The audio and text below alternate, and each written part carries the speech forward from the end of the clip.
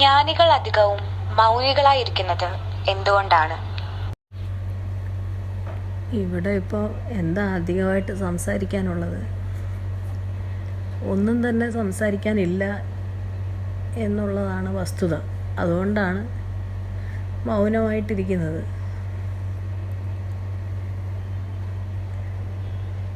സംസാരിക്കണമെങ്കിൽ മനസ്സിനൊരു ചലനം ഉണ്ടാകണമല്ലോ, അതൊരു കാര്യമാണ്.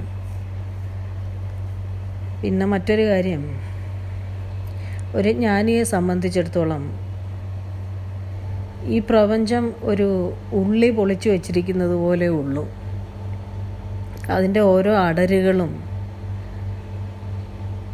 അതിലെ ഓരോ ഞരമ്പുകളും വളരെ സൂക്ഷ്മമായി ജ്ഞാനിക്കറിയാം.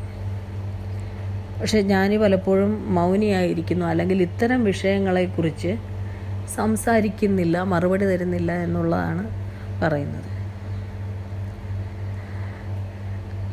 അവർ ഈ പ്രപഞ്ചത്തിൻ്റെ രഹസ്യങ്ങളെക്കുറിച്ചൊന്നും സംസാരിക്കാൻ താല്പര്യപ്പെടുന്നില്ല എന്ന് പറയുന്നു. ഈ പ്രപഞ്ചം ഒരു മിഥ്യയാണ് എന്നത് തന്നെയാണ് അതിൻ്റെ ഒന്നാമത്തെ കാരണം. മിഥ്യയെക്കുറിച്ച് കൂടുതൽ സംസാരിക്കുകയോ ചിന്തിക്കുകയോ ചെയ്യേണ്ട ആവശ്യമില്ല. കാണായ പ്രപഞ്ചമെല്ലാം നാശമുള്ളതാണ്.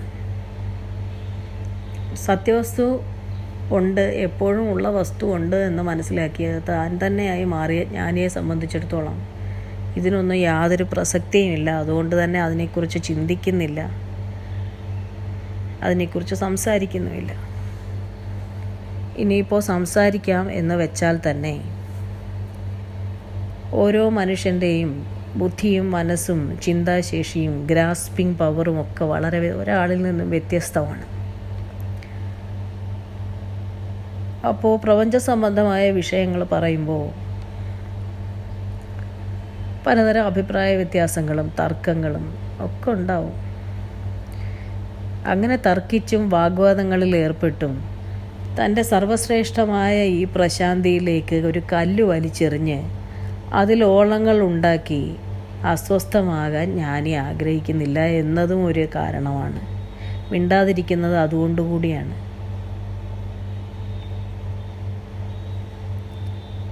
ജ്ഞാനിയുടെ സമീപത്തേക്ക് വരുന്നവരിൽ അധികം പേരും കേൾക്കാൻ ആഗ്രഹിക്കുന്നത് ഈ മായാകൃതമായ അല്ലെങ്കിൽ മിഥ്യയായ പ്രപഞ്ചത്തിൻ്റെ കളികളെക്കുറിച്ചാണ്. അന്യഗ്രഹ ജീവികളുണ്ടോ, നമ്മളറിയാതെ നമ്മളെ മാനിപ്പുലേറ്റ് ചെയ്യുന്നുണ്ടോ, സിദ്ധികൾ എങ്ങനെ സമ്പാദിക്കാം, ഇങ്ങനെയുള്ള കേവല കാംക്ഷകളാണ് അധികം ആളുകൾക്കും അറിയേണ്ടത്. ഈ പ്രപഞ്ചം തൻ്റെ ബോധത്തിലെ വെറും ഒരു കുമിളയാണെന്നും അത് അല്പസമയത്തിനുള്ളിൽ ഇല്ലാതാകുന്നതാണെന്നും എന്നുറപ്പുള്ള ബ്രഹ്മത്തിന് അഥവാ ജ്ഞാനിക്ക് സത്യത്തെക്കുറിച്ച് പറയാൻ മാത്രമേ താല്പര്യമുണ്ടാകൂ. എന്തിന് മിഥ്യകളെ പറ്റിയിട്ട് സംസാരിക്കണം? എല്ലാ മിഥ്യകളും മായകളും കേവലം മനോരഞ്ജകങ്ങൾ മാത്രമാണ്. അത് മനസ്സിനെ രഞ്ജിപ്പിക്കുവാൻ വേണ്ടിയാണ്. അത്തരം ചിന്തകൾ മനസ്സിനെ അടക്കുന്നതിന് പകരം മനസ്സിനെ ഇളക്കുകയേ ഉള്ളൂ. മനസ്സിനെ അടക്കണം അല്ലെങ്കിൽ അതിനെ വരുതിയിലാക്കണം എന്ന് വിചാരിക്കുന്ന സാധകൻ ഇത്തരം ആകാംക്ഷകളെല്ലാം അനാവശ്യമാണ് എന്ന് കണ്ട് തള്ളിക്കളയേണ്ടതാണ്. മനസ്സും ജീവിതവും തമ്മിലുള്ള ബന്ധം എന്താണ്? മനുഷ്യൻ്റെ മനസ്സിന് വലിയ ശക്തിയുണ്ട്. വലിയ ശക്തിയാണ് മനസ്സിനുള്ളത്. ആ മനസ്സിനെ സദാ ദുഃഖഭരിതമാക്കിയും അസംതൃപ്തമാക്കിയും കലുഷിതമാക്കിയും വെച്ചാൽ നമ്മുടെ ജീവിതം ഇതിനെയൊക്കെ തന്നെ പ്രതിഫലിപ്പിക്കും. കാലുഷ്യവും അസംതൃപ്തിയും ദുഃഖവും തന്നെ പ്രതിഫലിപ്പിക്കും. എന്നാൽ മനസ്സിനെ പ്രസാദാത്മകമാക്കി നല്ലതു മാത്രം ചിന്തിച്ച് തന്നിലേക്ക് നല്ലതു മാത്രം വരുന്നു എന്ന് കരുതി മുമ്പോട്ട് പോയാൽ അത് തന്നെ സംഭവിക്കും. മനസ്സാണ് നമ്മുടെ ജീവിതത്തെ മാനിഫെസ്റ്റ് ചെയ്യുന്നത്. ചിത്തത്തെ നിർമ്മലമാക്കാൻ കഴിഞ്ഞാൽ ജീവിതവും നിർമ്മലമാകും. ഇത് ജീവിത പ്രശ്നങ്ങൾ ഉള്ളവർക്ക് വേണ്ടി പറഞ്ഞതാണ്. സാധകനെ സംബന്ധിച്ചിടത്തോളം, ഒരാത്മാന്വേഷിയെ സംബന്ധിച്ചിടത്തോളം അവന് മനസ്സും വേണ്ട നല്ലതും വേണ്ട ചീത്തയും വേണ്ട കേട്ടോ. അവരിതൊന്നും എടുക്കണ്ട. ഇത് ജീവിത പ്രാരാബ്ധങ്ങളെക്കുറിച്ച് സംസാരിക്കുന്നവർ അത്തരം ചോദ്യങ്ങൾ ചോദിച്ചതുകൊണ്ട് പറഞ്ഞു എന്നേ ഉള്ളൂ. അവിടെ മനസ്സുണ്ടല്ലോ, മനസ്സാണ് ഈ സകലതിനെയും വലിച്ചു വാരി വെക്കുന്നതേ.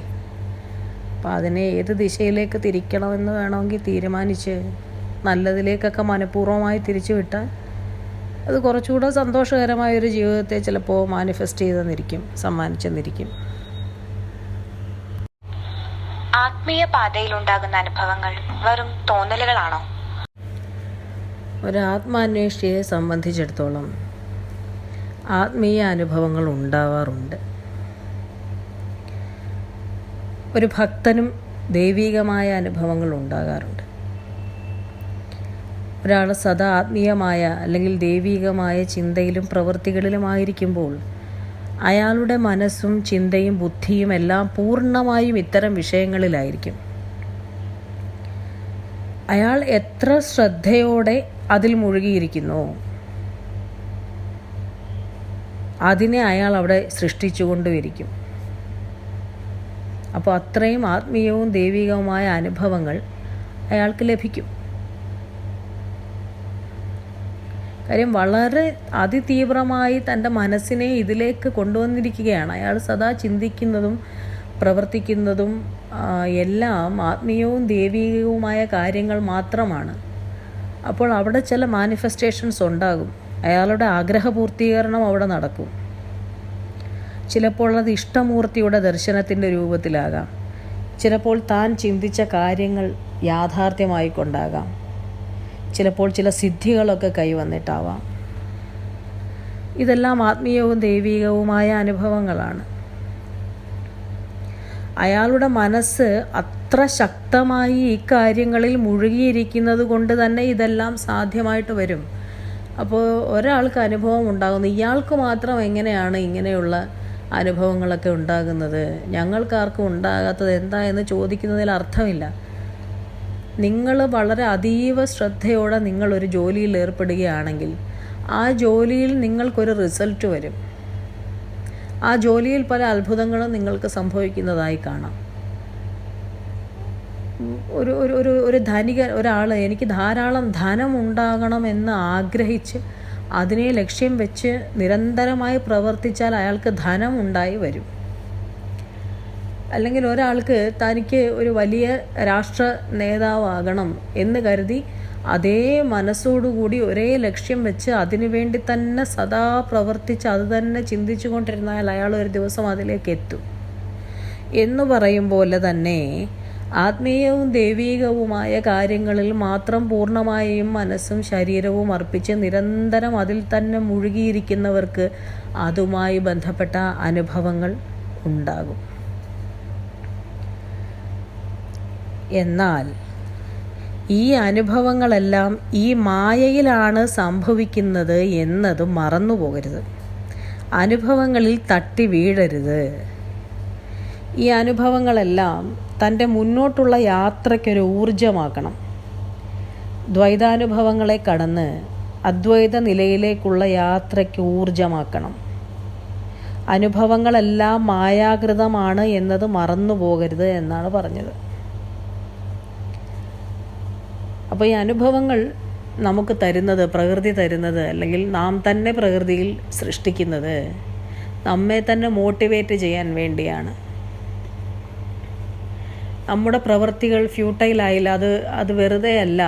ഞാൻ ഇത്രയും സാധന ചെയ്യുന്നത് വെറുതെ ആകുന്നില്ല, അതിനൊരു ഫലമുണ്ടായി വരുന്നുണ്ട്, അതെന്നെ മുന്നോട്ട് നയിക്കുന്നുണ്ട് എന്നതിൻ്റെ തെളിവ് കൂടിയാണ് ഉണ്ടാകുന്ന ചില ആത്മീയാനുഭവങ്ങൾ. എന്നാൽ ഒരു സാധകൻ ആ ആത്മീയാനുഭവമാണ് തൻ്റെ ലക്ഷ്യം എന്ന് കരുതുകയോ അതിൽ അഭിരമിച്ച് തട്ടിത്തടഞ്ഞ് അവിടെ വീണ് കിടക്കുകയോ ചെയ്യരുത്.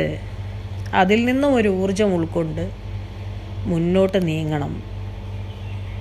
ആ അനുഭവവും ആ അനുഭവിച്ച താനും എല്ലാം ഒന്ന് തന്നെ എന്നതിലേക്ക്, ആ ഒരു സാക്ഷാത്കാരത്തിലേക്ക് എത്താൻ വേണ്ടി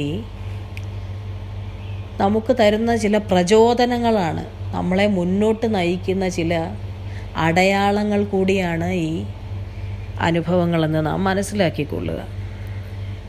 അതെനിക്ക് കിട്ടി, അയാൾക്ക് കിട്ടിയില്ല, ഇങ്ങനെയൊന്നും കരുതണ്ട. ഓരോ മേക്കും വ്യത്യസ്തമാണ്. ഈ പ്രപഞ്ചത്തിൽ നമുക്ക് ഒരു മരത്തിലെ ഇലകൾ എടുത്ത് സൂക്ഷ്മമായി പരിശോധിച്ചാൽ കണ്ടാൽ എല്ലാം ഇലകളാണെന്ന് തോന്നുമെങ്കിൽ പോലും അതിലോരോ ഇലയിലും സൂക്ഷ്മമായ വ്യതിയാനങ്ങളുണ്ട്. അതിസൂക്ഷ്മമായിരിക്കും അത്, പക്ഷെ അതവിടെ ഉണ്ട് എന്ന് പറയും പോലെയാണ്.